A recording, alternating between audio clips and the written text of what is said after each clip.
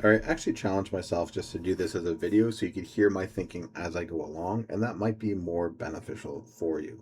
So whenever I see something like this, let me just give me lots of space here, because I'm going to need a lot of space.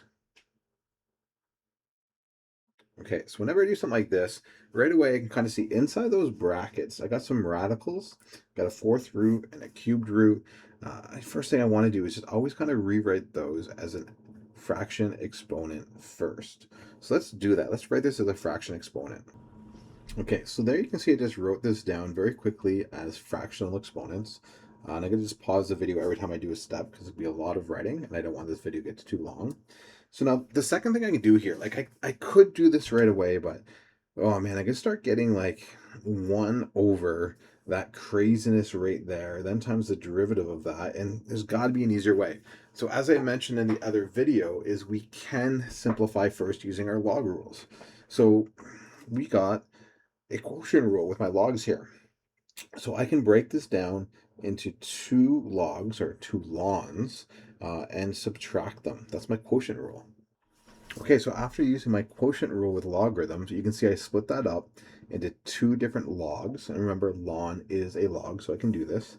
And it's looking a little bit nicer. I wouldn't have to really worry too much now about getting some kind of fraction over fraction, but I still kind of have a chain rule within my logarithms. But remember, we got other logarithm rules. I can bring that power of 5/4 in front of my log. So using kind of my exponent rule for logarithms. Same with that 1/3. So let's simplify this still. I haven't even taken a derivative. I'm simplifying this a lot first. Okay, so you can see now I've used the power law. I brought my exponent in front of my logarithm and was able to rewrite it like this. This is looking a lot nicer. Now I can do an actual derivative and it's not going to be that crazy. So I can see that I'm going to have to take kind of two separate derivatives as you will. There's two different terms. So I can take the derivative of 5/4 ln x to the power 3 plus 3x minus 1, and then I have a separate derivative over there. So just kind of think about it as finding two separate derivatives. And if you need to do that on paper kind of separately, not in line because it's going to change things up, but on a separate piece of paper, you could find each derivative separately and then bring them back together right here. Okay, so here is my first derivative line.